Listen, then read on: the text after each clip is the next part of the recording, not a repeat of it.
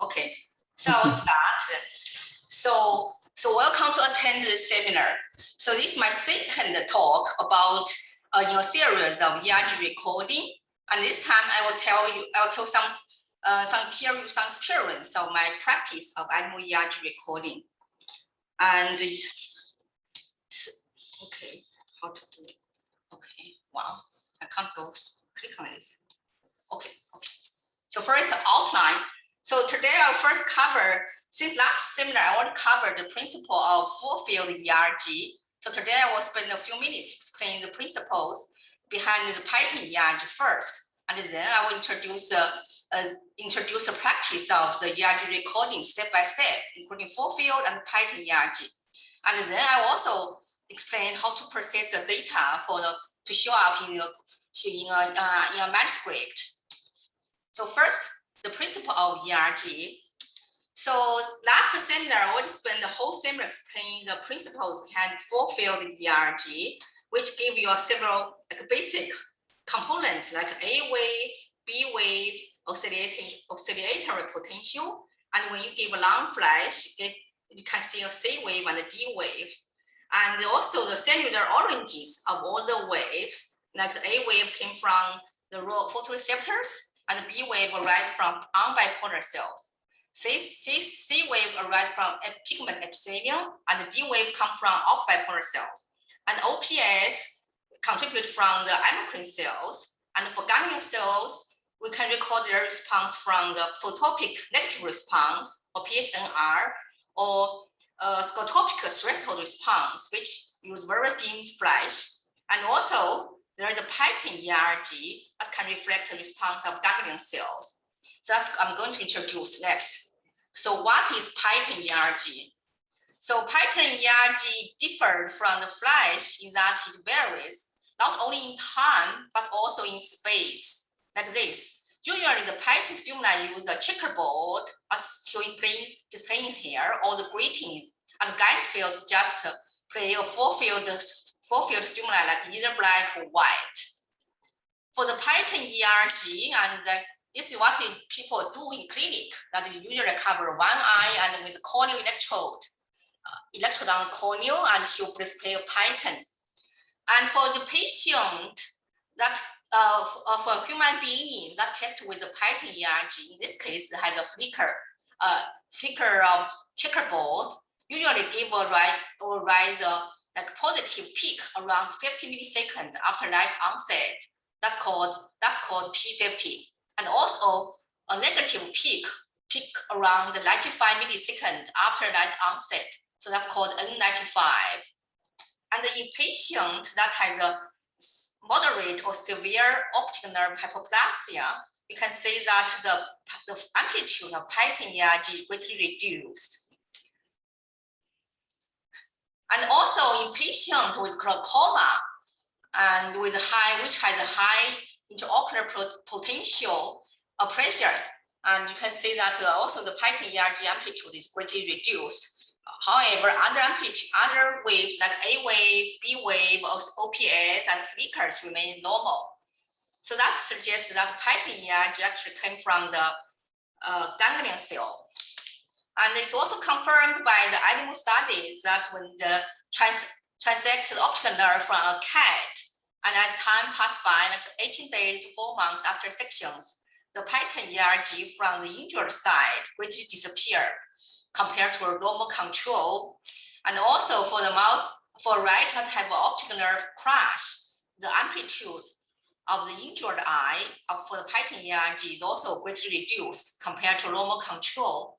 And here you can also see the plot in an insert, they show the normal A and B wave test from both eyes and similar. And here you may notice that the amplitude of the pattern ERG is very small. It's only around 5 to 10 microwatt. And for the B wave is over 200. So the small amplitude of pattern ERG actually makes it difficult to record. And in an early paper in 2007, and there's a paper just explaining in detail how to do the pattern ERG recording in mice. Basically, they use a TV monitor whose center is aligned with the projection of the of the pupa and presented from a short distance. And they used the 20 centimeters in their case, and they stimulate a large retinal area. And so in their studies, after you transected the optic nerve, so here shows the density of the ganglion cells, which reduced compared with the normal eye. And also the pattern ERG is diminished in this case. And in their case, they use undilated pupa. And in our case, we follow similar protocols, but we use dilated pupa, and we compare the pattern ERG from 5X FAD mouse, which is a faster degeneration model of Alzheimer's disease, which also have retinal degeneration, as well as in brain. So in this mouse, the pattern ERG that's initiated by either grating or checkerboard is smaller than the wild type mouse. So that confirmed there is retinal degeneration in the 5X FAD mouse. So basically, that pattern ERG reflects the group activities of retinal ganglion cells. And so this is sum up of what we have covered so far, including the full field ERG and transient pattern ERG, and also their cellular origins. That here I want to emphasize again, the ganglion cells, we can record the response by PHNR, STR, as well as a pattern ERG. So basically, that's what I covered of the principles behind the full field ERG. Now I'll go to the main part of this talk, that is the practice of ERG. First, I will start with the full field ERG and then followed by the pattern ERG. And both protocols follow the similar procedures, share some similar procedures. I won't explain them once. So first, the roll-out system. So I used the roll-out system for both recording, and so for the full field stimuli, we use a gas field stimulator to present stimuli, and for the pattern stimuli, we use a monitor that's also provided by the company to do the pattern presentation. And also there's an animal platform that is heated up by a water pump, by heating system, supplied with water, and amplifier power box. And also to do experiment, you want to keep the room really dark. So that means you want to build a dark environment. So outside the door, you want to have a shading curtain to cover the door to prevent any light comes in if you enter the door during experiment. And if you have a rotation door like those one used for developing the films in old times, that would be best. And once we block the light from outside, you want to block the light inside your room. Like what we do here, this is what we have in our current ERG room setting. So inside the room, we have a shading curtain on the window to block any light came from outside the window. And then we use red plastic membrane to cover any light source, like those from the monitor and from those power box. So any light source, we covered it with a red plastic membrane. And also we have a thin shading cloth to cover the gas field, so that prevent any light come out of the gas field during experiment. Since we have other mice sitting inside the room. Of course, actually most time we have the mouse sitting in the dark adapted box to hold them while they're doing experiment. So how to make the dark adapted box? We have like a homemade, basically we made a cabinet and we can tight seal the door, but to allow a good ventilation, we have curved tube on the door, on the wall of the box, and so that allow enough ventilation. And before experiment, you want to dark adapt the animals for overnight, so you want to make sure that have enough ventilation and also have enough food and water supply. And then for the personal gear, besides normal routine protective stuff like lab coat, glove, and the mask, I highly recommend you using a red headlight that will really free your hands while you are doing everything under darkness. So that's a red light. And then you want to prepare some chemical agent and electrode. So for electrode, we use a ring electrode and active electrode, and the needles as a ground and reference electrode. And for the chemicals, we have topicamide to dilate the pupa, and they also use methylcellulose to keep the hydration of cornea and to increase the contact of ring electrode on the cornea during experiment. And also, usually after experiment, we apply carbomer eye drops to keep hydration of the anesthetized animal. And of course, we want to prepare the anesthesia agent, which I will tell you, I will show you later about the formula. And also, you want to have the external tissue and some tape for experiment. And to weight the animal for the anesthetize, you want the electric scale, and you want to recover animals after experiment. You want the heating pad, and again, all the light sources of the equipment should be covered, like even from electric scale. So you want to make sure that the room is really dark. And then before you start experiment, before you take the animal out of the dark adapted box, you can install collected electrode into the amplifier. So on the amplifier, there are 5 channels. There are 2 channels with 5 pins, and those 2 shared with one shared black ground and 2 blue one as a reference and 2 red one as active electrode. So you align your electrode, collect your electrode into the amplifier, and we also want to align those electrodes first, well, along the body, the shape of the body. So this is what we look from the top. So mouse head is facing the gas field, and this is the tail side. And then after you get rid of everything, you can turn off the light, and then you can see that everything in the room is dark, and only the membrane monitor shows the red light, which is covered actually by the membrane. And so now we can do the experiment. And here, in order to have better demonstration, we sometimes keep the white light on to take images. But note that for the oral operation, actually from here must be carried out on the dim red light.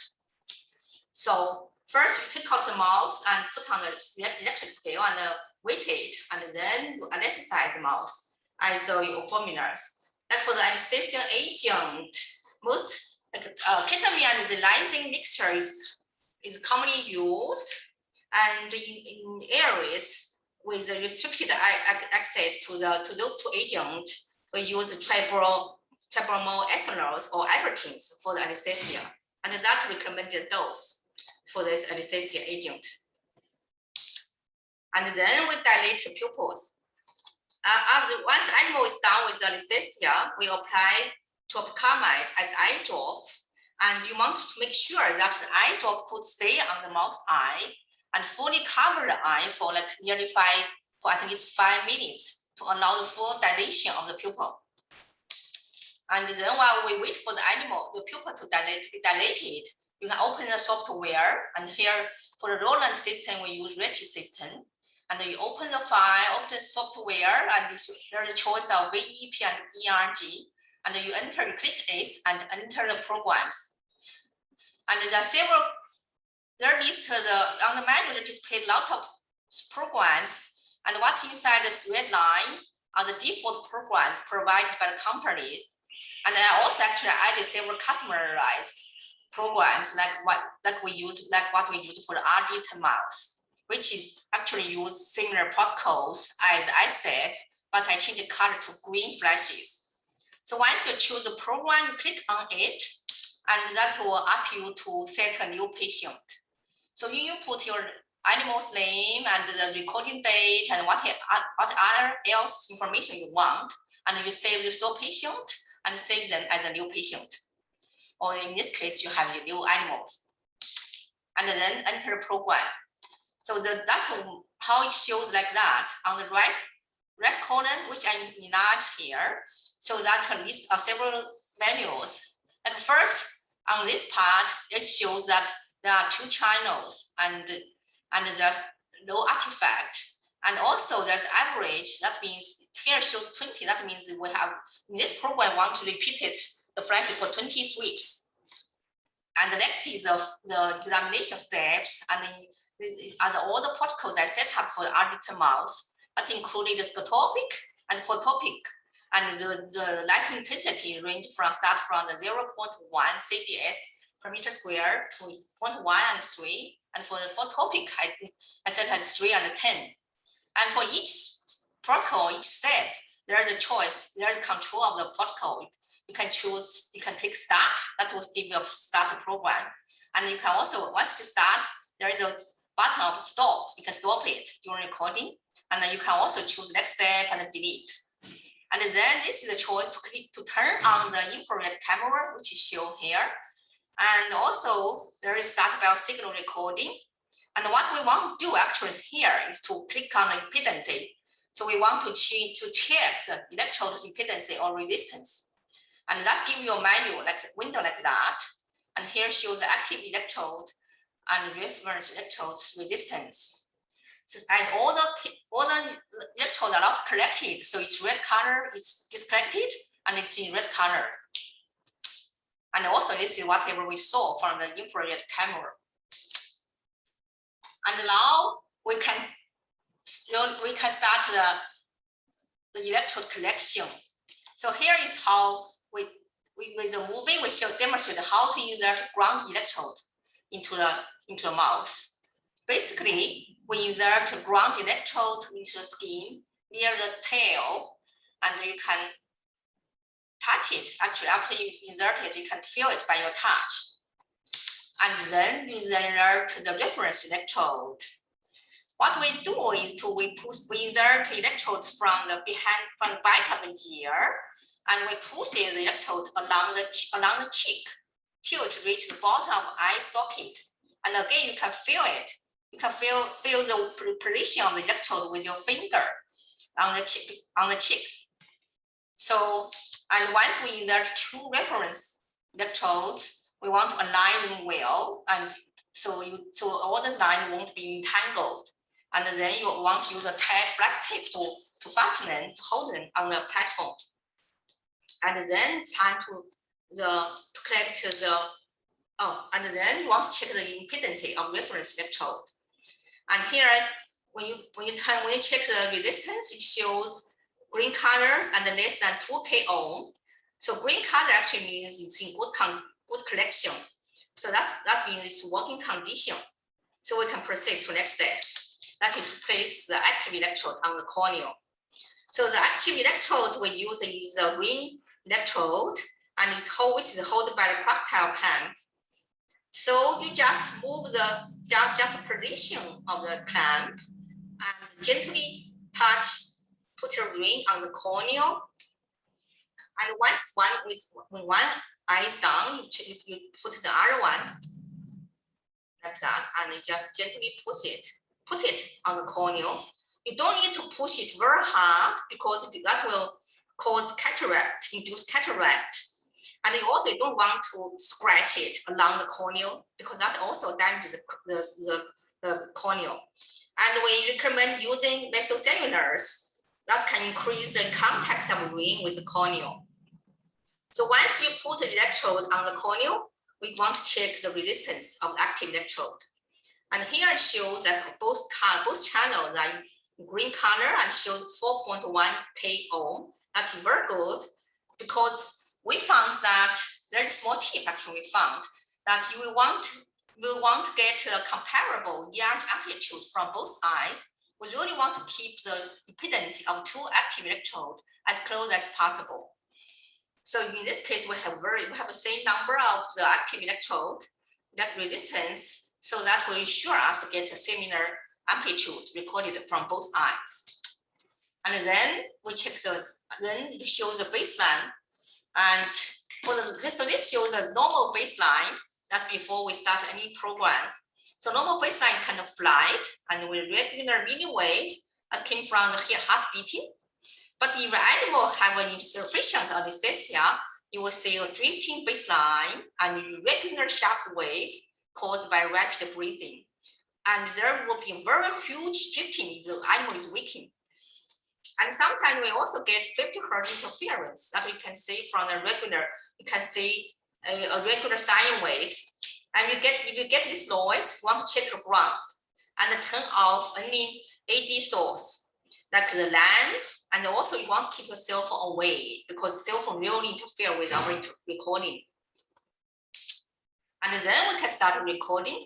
We push the animal's platform into the gut field, push it fully inside, so to ensure that the animal's eye is fully inside the gut field, that can get enough stimuli from every direction. And then we can cover the gut field with the curtain to prevent light coming out. And then you can monitor the status of animals through the infrared camera on the right corner of the monitor.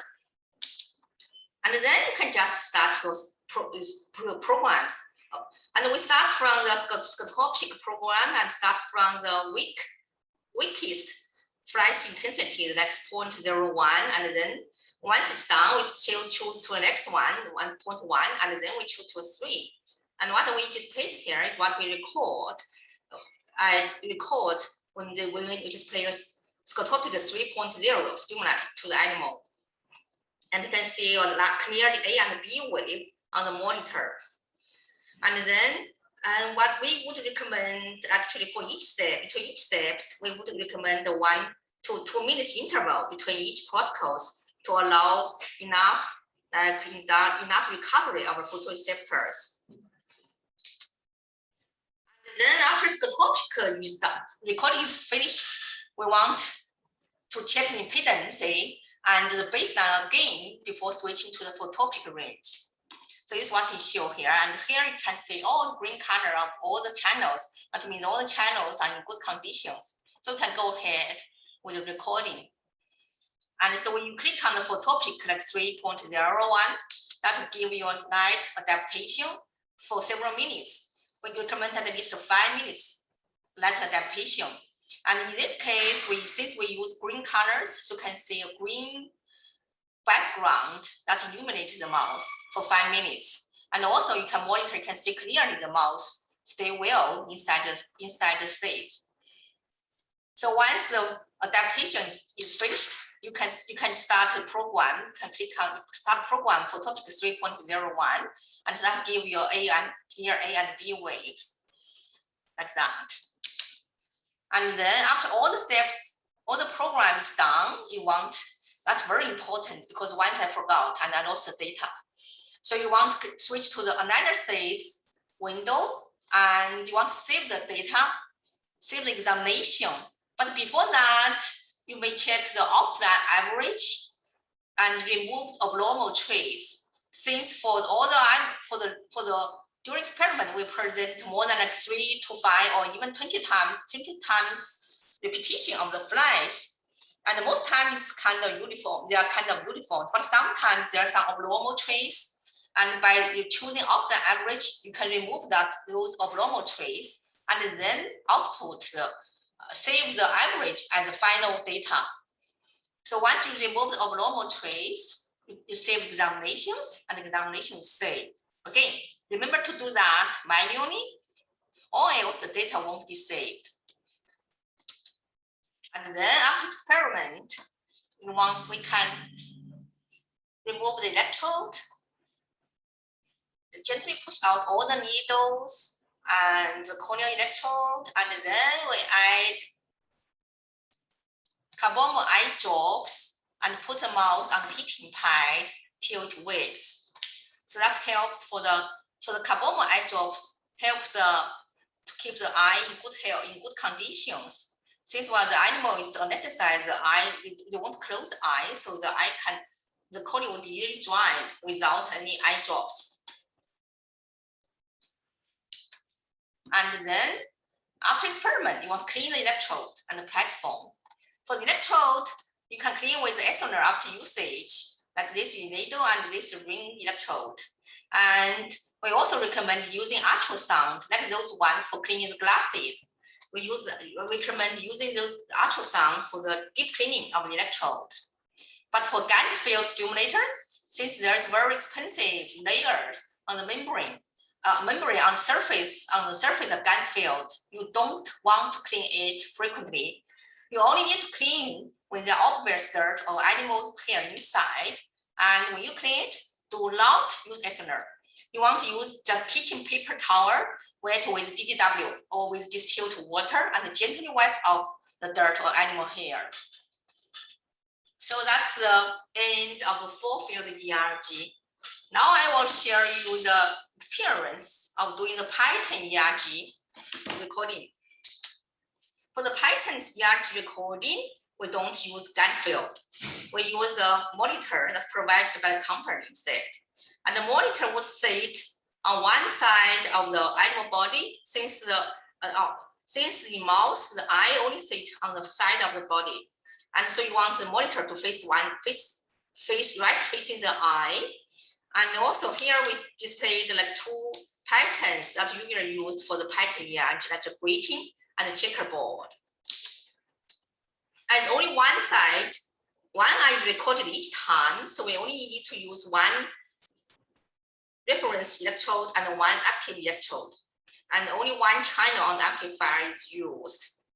And once we record we're done with one eye and want to switch to the other eye, usually we just switch the electrode, the active electrode, and the reference and ground cables could stay on the same location. And then we open the software, we enter ffERG and choose the Python ERG program. And then again, after that, I'll ask you to set up new files, so you put the name and the patient and save them as new patient. And it give you a window like that. And here again, they display the same similar menu as full field ERG. What I want to show you here is that here you can see the average numbers reach 200 instead of like 20 for the full field ERG. So as I explained before, the Python ERG has a much smaller amplitude than the full field ERG. So actually you need more number of repetition to increase the signal of the Python ERG. So in this case, it's 200 repetitions. And then there are several protocols, like each one differed in their like settings. Like sometimes this uses a checkerboard of 1 degree and 48 minutes. And this one uses a grating with like 0.5 cycles per degree. And so this is the menu shows there. And then we collect the ground and the reference electrode as we do for the full field ERG, like insert ground line in the tail and insert reference electrode for near the close to the eye. And then you check the reference resistance. And as only one channel is used, and so here you can see only channel 1's reference shows green color. That means it's collected and in good working condition. And then before you put on the corneal electrode, we want to adjust the location of the monitor, or actually to adjust the location of the animal, because the mouse is easy to be moved. So we found the center, we found the center of the monitor, which will display a red cross automatically. So you want to fix the distance from the center of the monitor to the center of the eye at a certain distance. And in our case, we use 25 centimeters. So you may ask how we get this. So here is how. In one paper in 2007 in iOS, researchers optimized the parameters for mouse Python ERG recording. So they found that for the mouse with undilated eye, again, they use undilated eye, they have a maximum Python ERG amplitude when they present gratings at 95% contrast and with 1 Hz reversal and 0.05 cycles per degree as spatial frequency, and repeat over like nearly 2,000 sweeps. That's really a lot. And also they reported that the Python ERG amplitude decreases with increasing temporal frequency, or how fast they flicker. And also they decrease with increasing spacing frequency, like the spatial frequency of the maximum of spatial frequency is 0.5 cycles per degree. That's really fine gratings. And the amplitude also decrease with decreasing contrast and decreasing luminance and decreasing stimulus area, which we can expect it. And here I'll explain what it means by the optimal spatial frequency of 0.5 cycles per degree. So here I played a cartoon of showing the gratings on a monitor, and this is the location of the mouse eye. The 0.5 cycles per degree means for each cycle there's 20. The optimal stimuli is for each cycle is 20 degrees per each cycle. That means for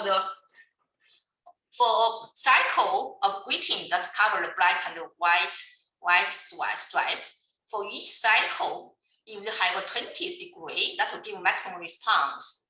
So that means the alpha here is 20 degree, that will give you best response of pattern ERG.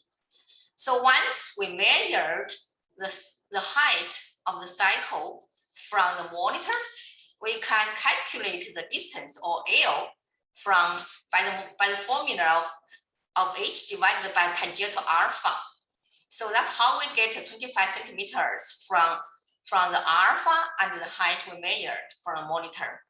And also, since we want to give large stimulus areas, we only displayed 2 or 3 cycles on the monitor. So this is the best, this kind of optimal parameter for mouse pattern ERG recording. I'm not sure about right pattern ERG, but I guess will be similar, or you may want to adjust it accordingly. And then you put the corneal electrode as what we did, what we do for the full field ERG, and then you check the resistance of active electrode, and again shows in green color and it's less than 10K, so it's in good condition. And then you want to choose a program, and you start a program. And here, before you start, you notice that baseline, there are 2 baselines, and one have give you the biosignals, and the other one only give you some square-like wave. And so because we only used 1 channel, and this one is not connected, so it's a lot of biosignals, and we only need to monitor this channel. So we click on the program and start the program, and you get some response. So in this case, we record only like only 5 microvolt of this pattern ERG. And then you want enter analysis and save examinations. So and then again, similar as what we do for the full field ERG. So after the recording of pattern ERG for each animal, you want to remove the electrode and the carbomer eye drops and put the mouse on the heating pad. And then at the end of the day, you want to clean up the electrode animal platform as well as the lab. And so basically I covered the major steps of doing experiment. Now I'll spend a few minutes explaining how to process the data, because the data is really what we want. So to load the data, first you enter the analysis program menu and you load examinations. And that will show you a library where all the files are saved. And you found the one you used, and you click on it, and give you some information like here, including those like flashes, the color and flash intensity you use, and so on.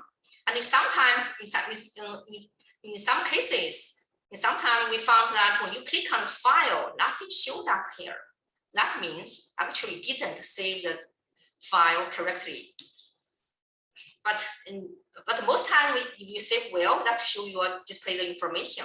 So once we find the file, we load them, that will display all the traces for each step or each group. And for all the group, you want to click on the scale to clearly see the wave, to clearly see the peaks of A or B wave. And then you'll notice that a few cursors already there, that automatically, actually the program automatically find the location of A wave and the B wave peak.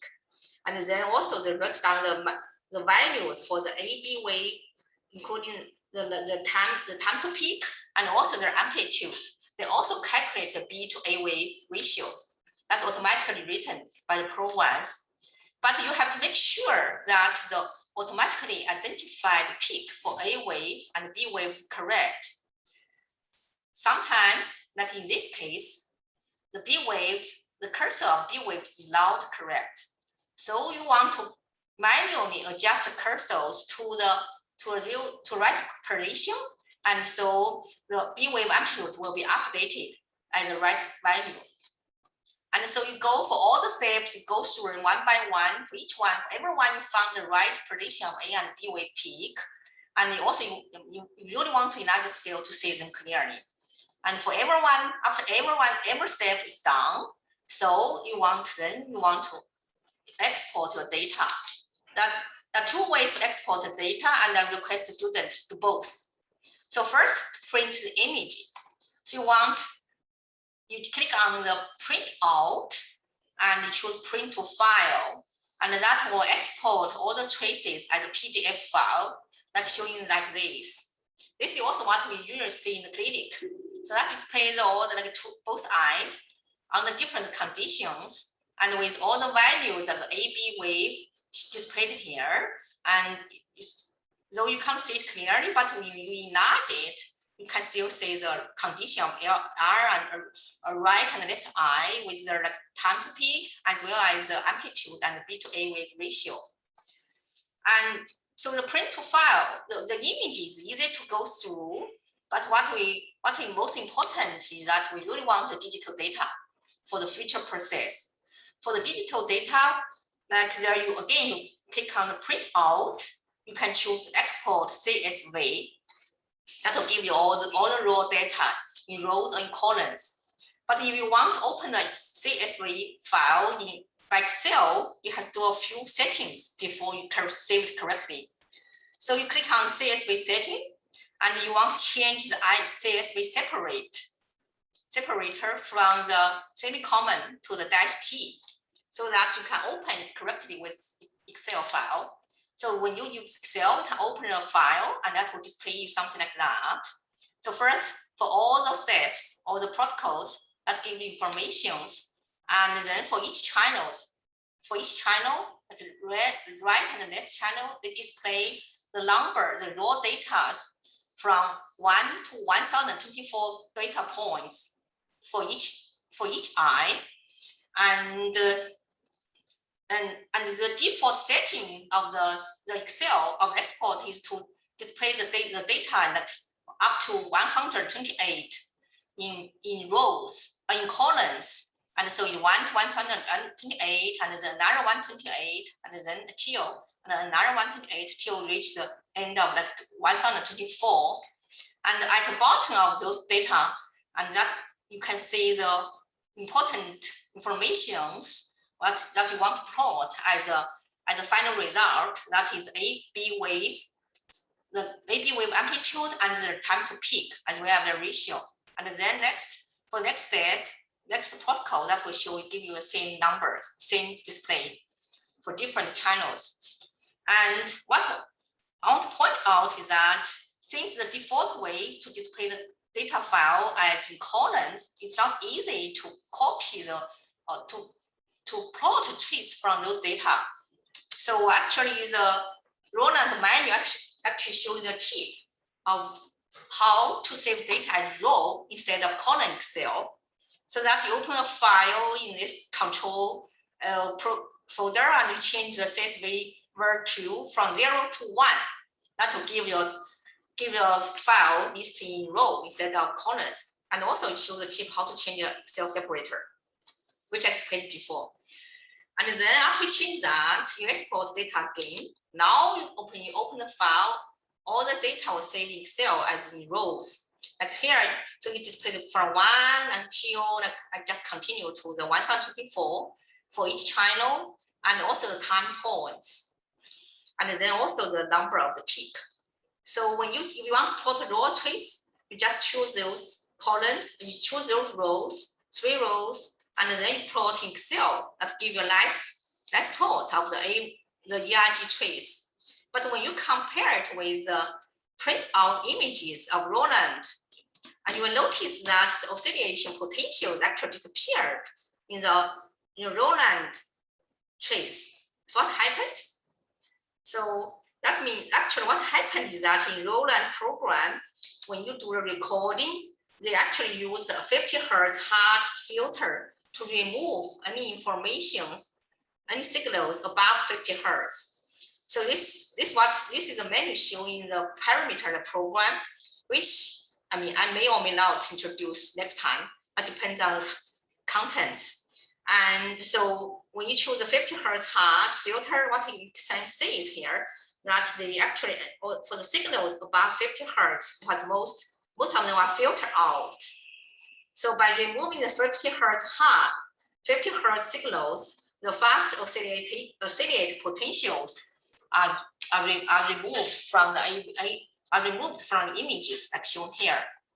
So if you want to do similar thing by Excel, you can use from the raw trace. You can use any other software to filter the 50 Hz signals. And what we usually do is to use clamp fade. So this is a software we commonly used for the electrophysiology recording, like for the patch recording data. So once you use clamp fade, you can easily open a file in text and open a file and display the traces, like what we do for the Excel. And here you can see the nice traces and exactly what we plot in Excel. And then in the software, we have 50 Hz low pass filter. Under the analyze and filter settings, you choose low pass and input the 50 Hz, and then OK, and then that will remove signals above 50 Hz. So which is very similar to the Roland export image. So last, I'm going to show you some examples of ERG data presentation that's used in my lab. And so, like in this case, we present many flight intensities to the animals, including like gerbil and mouse, and we use a plot raw data. You may notice that by seeing the OPS on those sitting on the big wave. So previously we use a clamp fade, filter the traces, and plot them, align them well with all the flight intensities, and align both the traces from both animals under scotopic and photopic. And then, of course, we want to plot the amplitude of A and B wave according to as a function of intensity under both scotopic and photopic range. And if you only have a few flash intensities, like what we do here, like we only have a common like 0.31 or 3.0, those three flash intensities, then you just display them like accordingly, and you display the traces for each animal group, and then you plot the column bars and compare the A wave and the B wave amplitude and time to peak according to each intensities under scotopic and photopic range. So I think this is I would recommend doing for all the ERG data when you present or you prepare manuscript. You want to similar way, like by first illustrate an example and then plot the average data from all the recorded animals.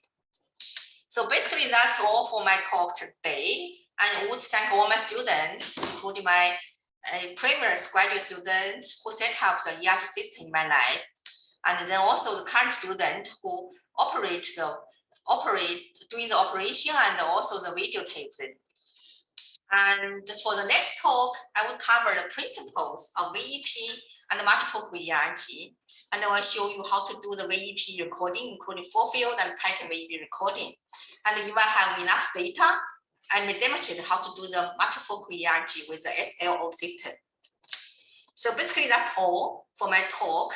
So if you have any questions, you can email me, and also maybe can drop message right here by the Zoom.